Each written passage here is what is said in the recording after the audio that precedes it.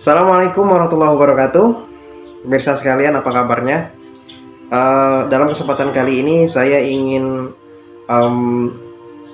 ngobrol-ngobrol, kita sharing tentang hal yang lagi rame akhir-akhir ini, yaitu terjadi penyerangan dari negara Rusia yang dipimpin oleh Vladimir Putin menyerang tetangganya, yakni negara Ukraina yang dipimpin oleh Volodymyr Zelensky. Ya, kita semua sudah tahu dan saat ini sudah memasuki hari keempat. Bahkan penyerangan dari militer Rusia sudah memasuki ibu kota, yaitu kota Kiev. Nah, korbannya pun sudah banyak. Pengungsi sudah jutaan, korban luka-luka sudah ribuan, yang meninggal sampai 200-an, lebih kurang 200 jiwa yang meninggal dunia, yang menjadi korban. Ini akan terus bertambah dan bertambah apabila penyerangan dari Rusia tidak dihentikan. Secara kemanusiaan, dari sisi manusiawi, tentu saja kita tidak membenarkan terjadinya invasi militer tentara Rusia memasuki daerah berdaulat negara Ukraina. Walaupun dahulunya mereka ini adalah satu negara, yakni Uni Soviet, akan tetapi Ukraina telah menjadi negara yang berdaulat. Ini tidak bisa dibenarkan. Dalam pembukaan Undang-Undang Dasar Negara Republik Indonesia tahun 1945 dikatakan bahwasannya penjajahan di atas dunia telah dihapuskan. Nah, dengan berbagai dalih, mungkin Rusia memiliki dalih-dalih kenapa harus menyerang Ukraina. Apapun dalihnya, melawan kemanusiaan itu tidak dibenarkan. Sudah banyak yang menganalisa dari sudut pandang sejarah, dari sudut pandang militer. Nah, dalam kesempatan kali ini saya ingin membahas dari sudut pandang dampak secara ekonomi global ke Indonesia. Penting untuk kita ketahui bahwa Indonesia sendiri telah terintegrasi dalam ekonomi global, ekonomi dunia. Apa yang terjadi di dunia seringkali berdampak besar terhadap perekonomian yang ada di Indonesia. Kita ketahui dulu pada tahun 1998 terjadi krisis moneter besar. Pada tahun 2008 terjadi kolaps Lehman Brothers yang berdampak pada resesi ekonomi. Begitupun tahun 2018 terjadi krisis global juga. Dan saat ini kita melihat terjadi sebuah krisis di Eropa Timur, yakni peperangan Rusia dan Ukraina yang sangat tidak seimbang sebenarnya. Akan tetapi dampaknya adalah instabilitas yang terjadi di kawasan Eropa Timur. Dampak berikutnya adalah kenaikan harga BBM. Harga minyak dunia langsung melonjak pada saat terjadi penyerangan tersebut. Dan ini memiliki efek domino terhadap kenaikan harga barang-barang.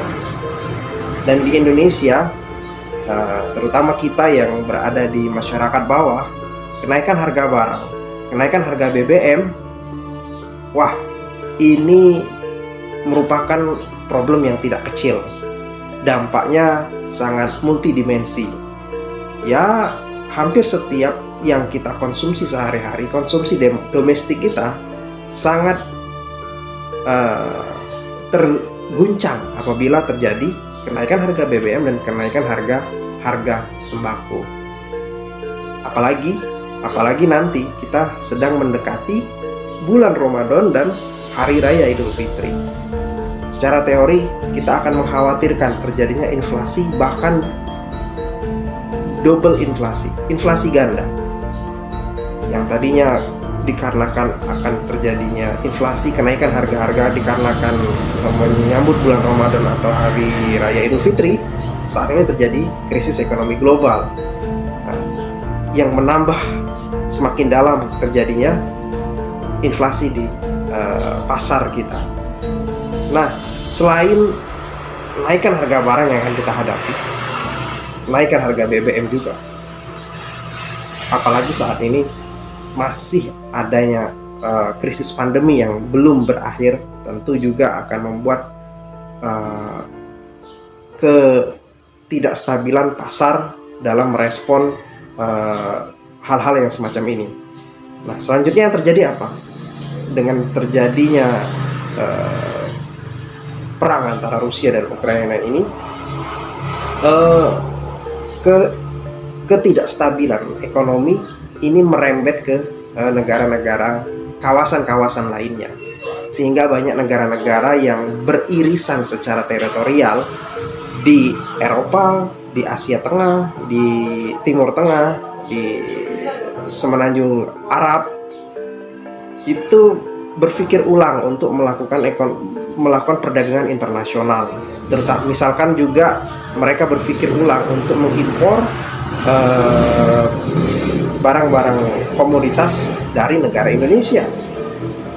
Mereka mengambil keputusan untuk tidak mengimpor beberapa komoditas dari Indonesia. Ini mempengaruhi dari keterpurukan struktur ekspor kita, yang tadinya harusnya negara-negara tersebut melakukan perdagangan internasional kepada Indonesia. Mereka mengambil mengkoreksi kebijakan tersebut dan akhirnya memilih mencari aman. Nah, ini dampak juga terhadap kesehatan neraca kita, kesehatan neraca ekspor impor kita, dan masih banyak lagi dampak lagi. Itu dampak secara ekonomi, yakni inflasi, kenaikan harga barang, ketidaksehatan neraca ekspor impor kita. Tentu saja saya berharap perang segera berakhir. Presiden Indonesia Bapak Insinyur Joko Widodo mengambil sikap untuk setidak-tidaknya membantu secara kemanusiaan, baik itu bantuan obat-obatan maupun bantuan pangan terhadap pengungsi-pengungsi yang ada di Ukraina, yang berada di negara-negara lain. Ini merupakan salah satu tugas kita secara internasional untuk memunculkan kembali politik bebas aktif tersebut. Apalagi Indonesia saat ini sebagai pimpinan G20. Nah, saya kira itu salah satu yang ingin saya sampaikan mengenai krisis Ukraina ini. Kita berharap semoga perang segera berakhir. Assalamualaikum warahmatullahi wabarakatuh.